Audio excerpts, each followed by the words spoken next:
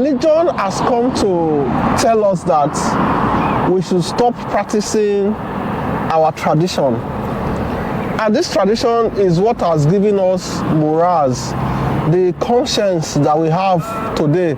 Some of us in this age, the conscience that we have today, it is the tradition that has given us that kind of boost and morale to be able to get to this extent. Why religion that came in has brought a kind of unnecessary civilization. And that civilization has crippled the new generation. That is the reason why I said religion in form of Christianity has come to draw us back. Ochimba Africa, telling our stories by ourselves. Thank you so much for being our guest today. Okay. You are on Ochimba TV, Ochimba Africa, where we tell our stories by ourselves. So today I want to ask you a few questions for my viewers to learn from your experiences. But before we do that, I will want you to introduce yourself to the viewers, let them know who is talking before we proceed. Yeah, thank you so much for inviting me. And my name's Mr. Festus Ijisuobo Moriye, and I'm glad to be your guest. Thank you so much, Mr. Festus. We want to talk about so many things. My viewers have asked so many questions about us, and I know that you are well experienced. You have lived in so many countries outside Africa, and there are so many questions that is coming up from the viewers, which I would like to ask you, so that they can share from your experiences. Okay. One of the major questions is, what do you think is the major problem of Africa in general? Wow. For me, I think the major problem generally in Africa is corruption. Corruption, yeah. I think that's a major problem. Okay. And if you are given 30 minutes to rule Africa, what is the first thing you will stop in Africa, just to make Africa move forward? Yeah, the first thing I will stop is traveling overseas. Okay, you will not want Africans to travel overseas? Or what? Yes, I will want them to travel overseas, but not to live overseas. Yes. So, if you are given the power to rule Africa for at least 30 minutes, the first thing you put in place is a ban on traveling. Yes. You only want them to go do business and come back, not to go and leave. Yeah, go do business, show them our culture and come back. Do you think that stopping corruption in Africa is possible? Well, there is corruption everywhere though. Yes, I know. Yeah, but the magnitude of it is what is affecting Africa. And we need to realize that this corruption is eating deep into our generation and the generation unborn. So this is the reason why I think it is important for us to, a large extent, do our best to put a curb to it, because I know that corruption cannot be totally stopped. So if you were to stop corruption, where will you start? If I'm to stop corruption, first and foremost, I say I start with the homes, individual homes, my home and your home. I think that is where I will start from personally, because I think corruption, before it grew to this extent in Africa, started with our parents in the house. So I think we can stop it from the home and it will go a long way to help us. Okay. Next question. Do you think that religion have helped Africa or have set us back? Religion in terms of Christianity and... religion generally. Yes, religion in terms of Christianity, personally, I think it has set us back in so many ways. Really? Because, yes, I said that because it has come to change a kind of understanding that we have had in the past that gave us morals. I think in everything we do, morals are very necessary in our daily dealings. And religion in terms of Christianity has come to divert that kind of morale that our great-grandparents taught of while growing up. Yes. So you think that religion have helped to scatter? Yes, religion has helped to destroy and move us backward in so many ways. Backward? Yes. Really? Yes. I thought they said religion have come to rather show us the way forward, rather than moving us backward. Yes. What we must understand is religion has come to tell us that we should stop practicing our tradition. And this tradition is what has given us morals, the conscience that we have today. Some of us in this age, the conscience that we have today, it is the tradition that has given us that kind of boost and morale to be able to get to this extent. Why religion that came in has brought a kind of unnecessary civilization.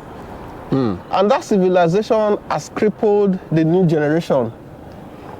That is the reason why I said religion in form of Christianity has come to draw us back. So you're saying in essence that aside from corruption, religion is also another problem. Yes, religion is another problem. I give you an instance. In my tradition, in the Edo history, it is forbidden for a lady to dress half naked, especially those ones that are married, to dress half naked. But you see nowadays, because Christianity has come in, people will tell you, I don't care. Those days, our parents made us understand that when you are from a certain kind of home, we don't need to teach you morals. You learn from what your parents are doing. But nowadays, rather for our children to learn from what the parents are doing, they learn from what the Bible thinks to, or rather the preacher tends to interpret to them. And of which I want to believe that the Bible has not come to stop tradition, but the preachers has come to manipulate the brains of this younger generation to tell them tradition in a separate or different ways. If you're talking about tradition, what do you have to say about this trend now that people can now do traditional marriage outside their hometown?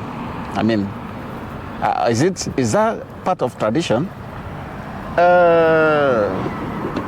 It's so unfortunate that it has come like that into this generation. Like I told you before, if we want to stop corruption, we need to start with ourselves. We need to start from our homes. I want to believe that no daughter of mine will certainly come to me and tell me he wants to do a wedding outside the home or outside my tradition in the sense that it's a right. It's called traditional rights, whereby you pay dowries.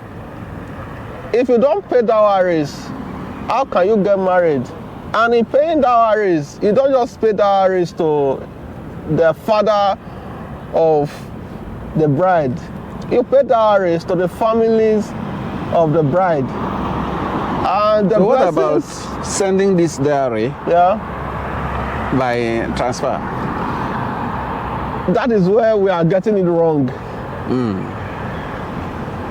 In my tradition, a dowry is 24 naira. And that 24 naira needs to be handed over to the family of the bride. I wonder how we can send or transfer 24 naira via bank transfer to an intending in-law. I don't think it's a good Maybe idea. send them the money, send them if it's 100 naira and tell them to keep the change. In my tradition, it's not done, except now that people tend to maneuver or manipulate the whole thing. But when we talk about tradition, tradition is tradition.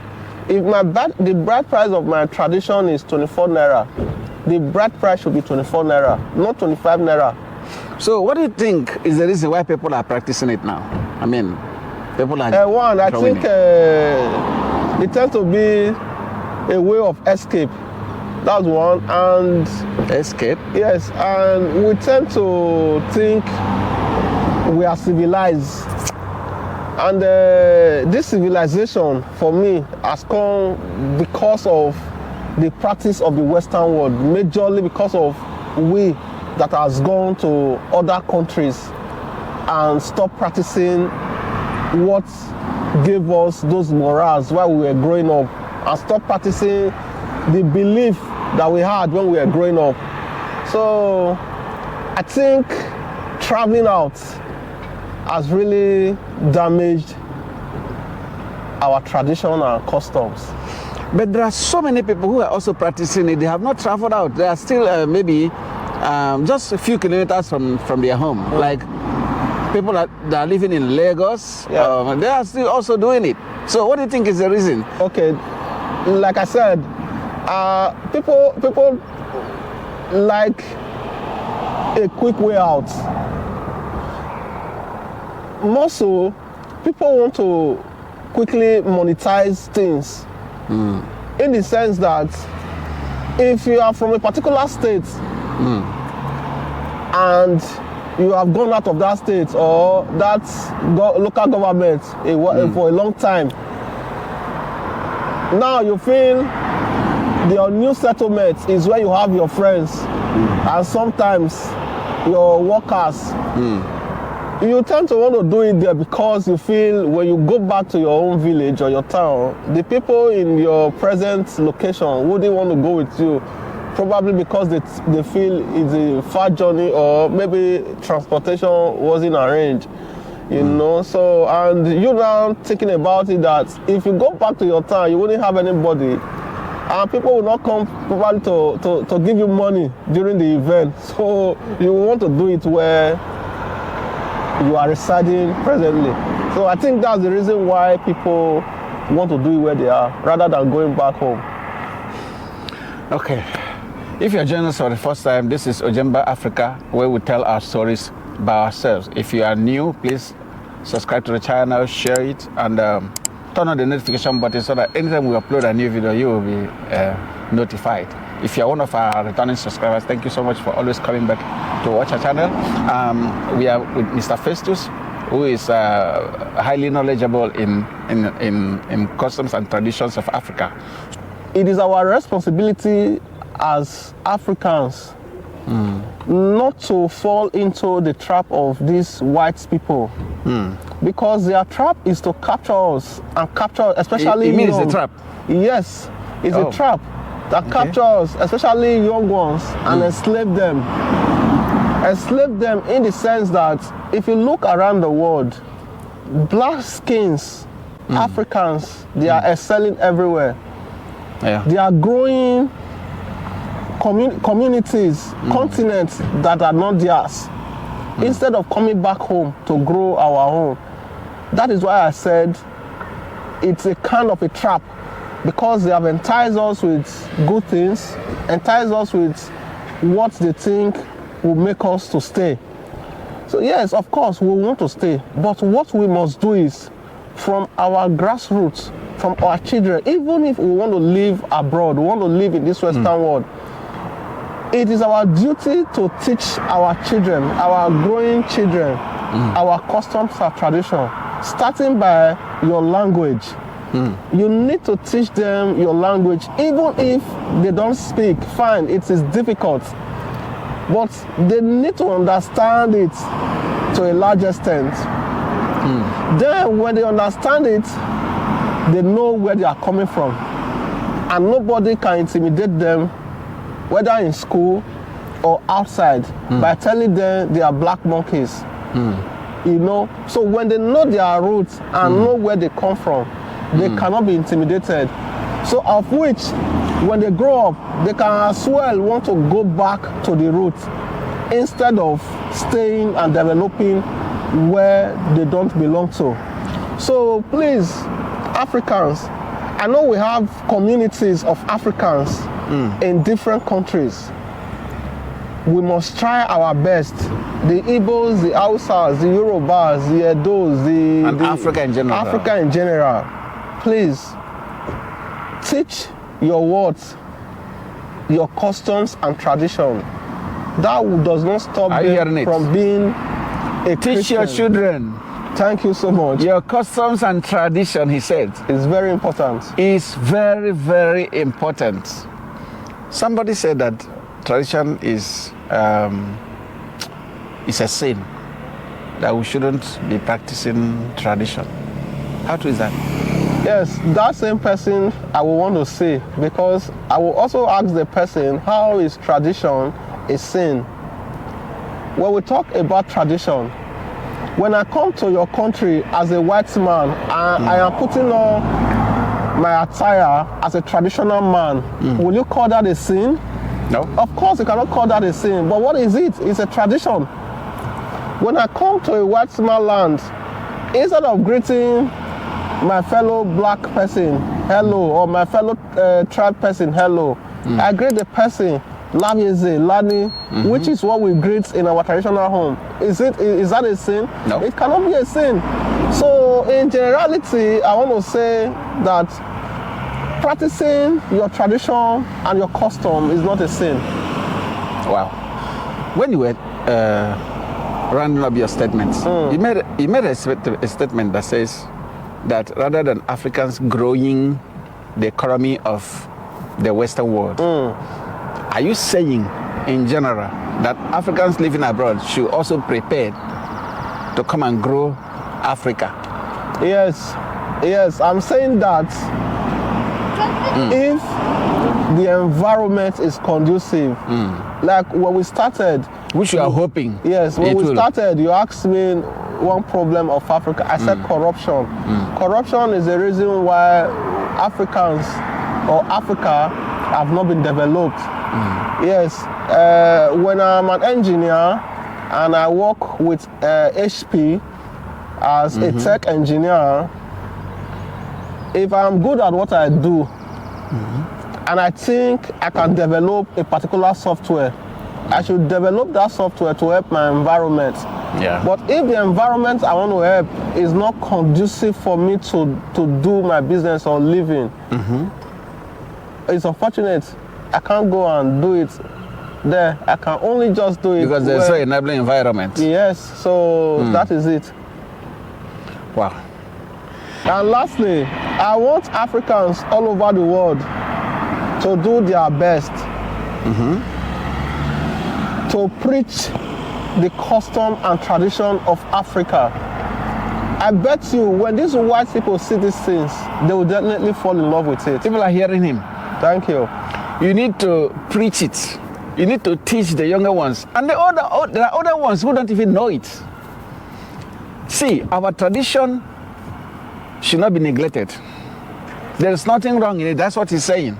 We want to urge our viewers, the ones that have been watching without subscribing and the ones that are flipping past the page, to subscribe. Subscribe because more videos are coming. Exactly. Like this. Exactly. Those things. Thank you. That we are not giving them, we start giving them from this channel. Exactly. Thank you so much. Thank you so much.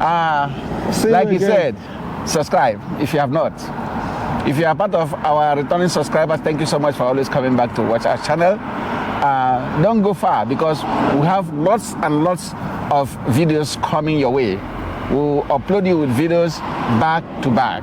Thank you so much and have a nice day. Cheers. Thank you very much. Thank you. God bless. Uchimba Africa, telling our stories by ourselves.